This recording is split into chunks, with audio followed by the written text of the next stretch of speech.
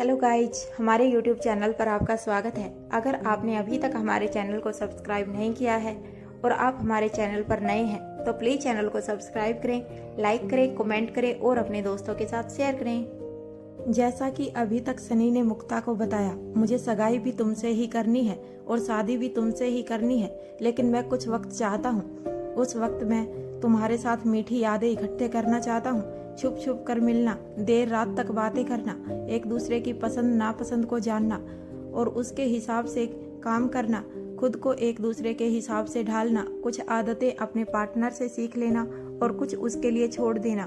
मैं इन सभी पलों को जीना चाहता हूँ। तुम ही बताओ, यह कैसी लव स्टोरी है जिसमें मिलना जुलना, रूठना मनाना, पपियां झपियां कुछ नहीं हुआ। अब आगे। अनिका प्रीति के कमरे से चली जाती है, लेकिन बड़ी ही शांति से वरुण और रोहिणी को मिलने के लिए अकेले में बुला भेजती है। इस वक्त अनिका मारवा हाउस के एक सुनसान बालकनी एरिया में उन दोनों का इंतजार कर रही थी। इधर एक नौकर जाकर वरुण और रोहिणी के कान में अनिका का संदेश दे देता है। वह दोनों आनन फानन में उसी ओर चल पड़ते हैं जिस ओर अनिका ने उन्हें बुलाया था। ठीक इसी वक्त ओमकार उन्हीं दोनों की ओर गुस्से से दंदनाता हुआ चला आ रहा था, लेकिन इससे पहले ओमकार उन दोनों तक पहुंच पाता, वह दोनों एक मोड़ की तरफ मुड़ जाते हैं। ओमकार भी उनका पीछा करते हुए इसी ओर आगे बढ़ जाता है। कुछ ही देर में वह उन्हें एक बालकनी की तरफ जाते हुए देखता है।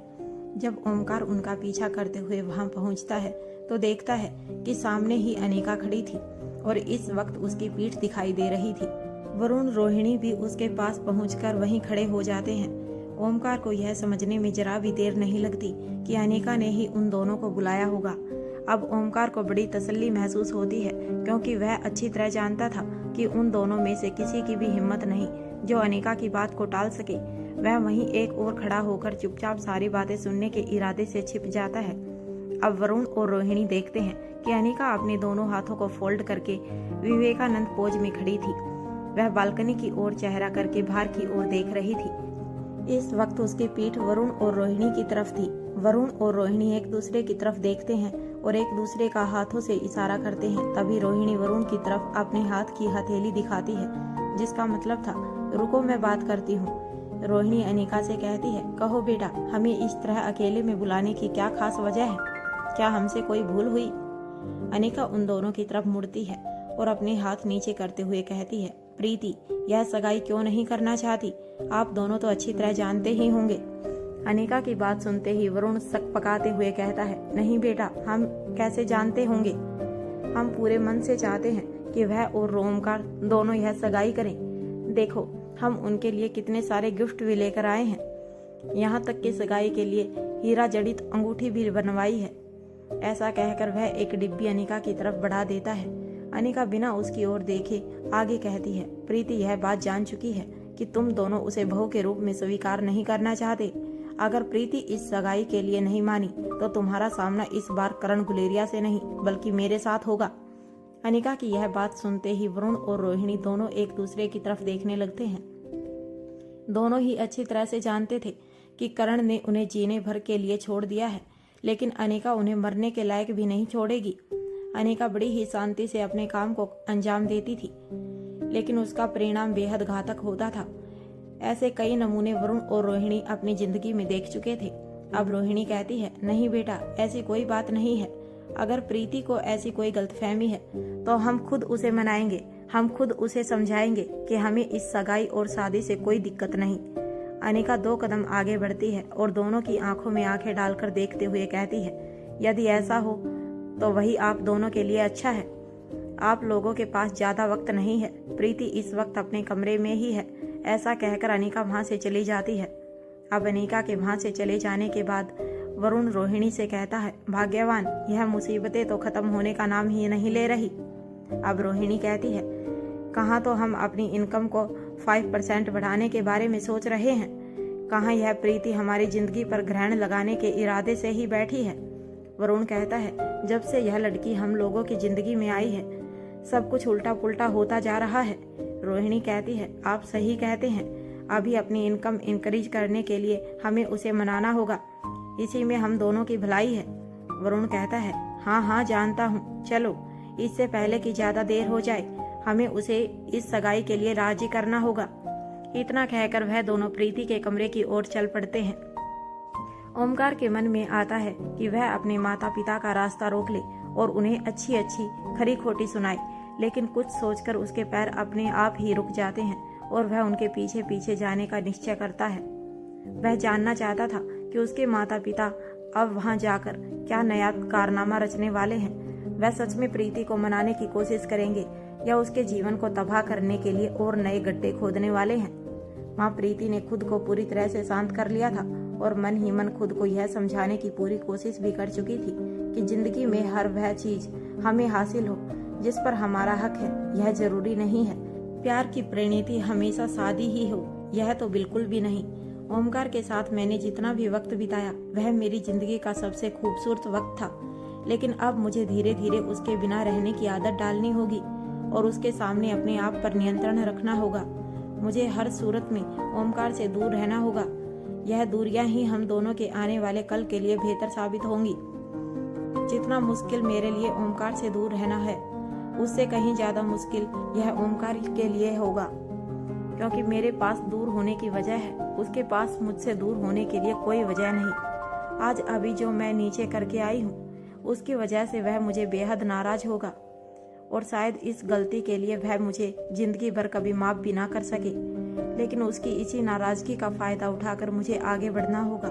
अच्छा ही है, अब वह मेरे आगे पीछे घूमने की कोशिश नहीं करेगा और ना ही मुझसे यह जानने की कोशिश करेगा कि मैंने यह सब क्यों किया। मैं नहीं चाहती कि मैं उसे सच बताऊं और उसके माता पिता के खिलाफ उसके मन में किसी भी प्रकार का जहर घोलूं। वैसे भी पहले ही उसके और उसके माता पिता के रिश्ते बहुत अच्छे नहीं हैं। अगर अपने माता पिता की मर्जी के हिसाब से काम करने से ओमकार के और उनके रिश्तों में सुधार आता है तो इसके बदले में यह बलिदान अधिक नहीं है। यह सब सोचते वक्त प्रीति अपने बेड पर बैठी हुई थी। उसकी आंखें एकदम स्थिर थी और मन एकदम अधीर और अस्थिर। यदि इस वक्त कोई भी प्रीति को देख लेता तो उसे जीती जागती मूर्त ही समझता। वह सच में ही बेड के एक कोने पर बैठी हुई गुड़िया ही लग रही थी। खूबसूरत गाउन में अपने दोनों हाथ अपनी गोद में रखकर पैरों को नीचे लटकाकर सामने की ओर देखती हुई, लाल लाल गाल और बड़ी बड़ी पलकों के साथ लाल लाल आंखों वाली प्यारी सी गुड़िया, जिसके चेहरे पर ढेर सारी मासूमियत और शांति एक साथ दिखाई दे रही थी। जबकि इस समय प्रीति केवल ऊपर से बेहद शांत थी और उसके अंदर लगातार विचारों का सैलाब आया हुआ था। न जाने इस सैलाब में उसके पवित्र प्रेम के बंधन के अलावा और क्या क्या बहने वाला था। इससे पहले कि वह कोई कठोर निर्णय लेकर उस पर अमल करने के लिए वहां से बाहर निकल पड़ती, ओमकार के माता पिता वहां पहुंच जाते हैं। अंदर जाने के बाद वह दरवाजे को बंद करने के लिए धक्का देते हुए अंदर की ओर बढ़ जाते हैं। इससे पहले कि दरवाजा पूरी तरह से बंद हो जाता, ओमकार झुककर दरवाजे के किनारे पर अपना हाथ लगा देता है ताकि वह किसी को दिखाई भी ना दे और दरवाजा पूरी तरह बंद भी ना हो पाए, क्योंकि उसे अपने माता पिता पर बिल्कुल भी भरोसा नहीं था। यहाँ तक कि उसे पूरा विश्वास था कि इस बार फिर वह दोनों कोई ना कोई नया खेल खेलेंगे। यहाँ उन दोनों के अंदर आने के बाद भी प्रीति पर कोई असर नहीं पड़ता। प्रीति को ना ही उनके आने की आहट सुनाई देती है, ना ही किसी के पास होने का एहसास होता है। वह अपनी जगह पर ज्यों की त्यों प्रतिमा बनी बैठी रहती है। रोहिणी और वरुण एक दूसरे के चेहरे की तरफ देखते हैं। वरुण गर्दन हिलाकर रोहिणी को इशारा करता है। रोहिणी गर्दन हिला के बात आगे बढ़ाती है और प्रीति के कंधे पर हाथ रखती है। प्रीति के कंधे पर हाथ रखने से प्रीति उनकी ओर देखने लगती है। कुछ पलों के लिए प्रीति लगातार रोहिणी के चेहरे की तरफ देखती रहती है, जैसे उसे किसी चीज का कोई एहसास ही ना हो। कुछ पलों के बाद उसे एहसास होता है कि उसके आंखों के सामने ओमकार के माता पिता खड़े हैं। वह होश में आते हुए अपनी जगह से उठ खड़ी होती है और कहती है, आप यहाँ? नमस्ते आंटी और अंकल, आइए बैठिए। ऐसा कहकर वह सोफे की तरफ इशारा करती है।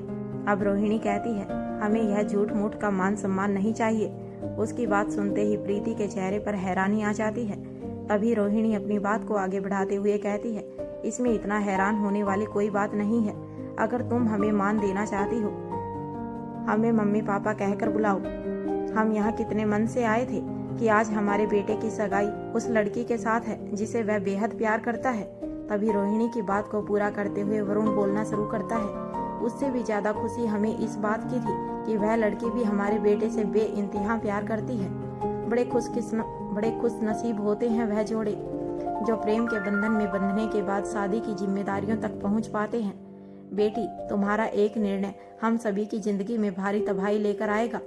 कम से कम हमारे बारे में नहीं तो ओमकार के बारे में सोचो। जरा सोचो, तुम्हारा इस निर्णय से उस पर क्या बीत रही होगी। उन दोनों की बातें सुनकर प्रीति के कानों में अजीब सी बीप की आवाज सुनाई देने लगती है। उसे अपने कानों के साथ साथ आंखों पर भी विश्वास होना बंद हो जाता है। वह बेहद अचंभित होती है कि क्या वह जो सुन रही है, जो देख रही है, वह सच है या उसके मन का कोई वहम। कहीं गम की वजह से उसे भ्रम होना शुरू तो नहीं हो गए। अब प्रीति अपना हाथ आगे बढ़ाती है और रोहिणी के कंधे के पास हाथ लगाकर छूती है और उसके बाद वापस अपनी हथेली को देखती है। रोहिणी एक शातिर खिलाड़ी थी। वह प्रीति की मनोस्थिति अच्छी तरह समझ सकती थी। वह झट से बोलती है, बेटा अच्छी तरह छूकर देख लो, यह वहम नहीं है, यह तुम्हारी आज की वास्तविकता है। हम पर दया करो और हमारे बेटे को अपना लो, वह तुम्हारे बिना रह नहीं पाएगा। ऐसा कहकर रोहिणी रोने का नाटक करने लगती है। वरुण के चेहरे पर भी रुआन सी दिखाई देने लगती है। यह सब देखकर प्रीति समझ ही नहीं पाती कि उसे क्या करना चाहिए। तभी वह रोती हुई रोहिणी को हाथ पकड़कर बेड पर बैठा देती है और झट से एक गिलास में पानी भरकर उसकी ओर बढ़ा देती है। रोहिणी गिलास पकड़ लेती है और साथ में प्रीति का हाथ भी, और फिर कहती है, यह पानी हो या किसी तरह का खाना मेरे हलक से नीचे तभी उतरेगा जब तुम इस रिश्ते के लिए हाँ करोगी। अब प्रीति अपनी आश्चर्यचकित आंखों से पूछती है, पर आप तो इस रिश्ते के लिए तैयार नहीं थे। फिर अचानक से इतना कहकर वह चुप हो जाती है। तभी वरुण अपनी जगह से 2 कदम आगे बढ़ते हुए प्रीति के पास आ जाता है और उसके सिर पर हल्के से हाथ रखते हुए कहता है, बेटी गलती किससे नहीं होती, आखिर हम भी इंसान हैं। हमें यह बात समझने में काफी देर लग गई कि बच्चों की खुशी में ही उनके माता पिता की खुशी होती है। इसके अलावा हमें यह भी समझ आ गया है कि उसके लिए तुमसे अच्छी लड़की और कोई हो ही नहीं सकती। अगर तुम उसके साथ रहोगी तो वह जीवन में उन्नति करेगा, खुश रहेगा और हर माता पिता के लिए यही अपने जीवन की सबसे अनमोल संपत्ति होती है कि उनका परिवार उनके जीते जी उनकी आंखों के सामने हंसता खेलता तरक्की करे। प्रीति के चेहरे पर साफ दिखाई देने लगा था कि वह उन दोनों की बातों से पिघलने लगी है। मौके का फायदा उठाते हुए रोहिणी प्रीति से कहती है, बेटी अभी बहुत देर नहीं हुई है, सभी लोग नीचे सगाई के लिए इंतजार कर रहे हैं। यदि तुमने इस सगाई के लिए हाँ नहीं की तो हम समझेंगे कि तुमने हमें माफ नहीं किया, और अगर तुम हमें माफ नहीं करोगी तो हम ओमकार को अच्छी तरह जानते हैं, वह भी हमें कभी माफ नहीं करेगा। क्या तुम चाहती हो कि हम हमारे बेटे से, हमारे इकलौते बेटे से हमेशा हमेशा के लिए दूर हो जाएं?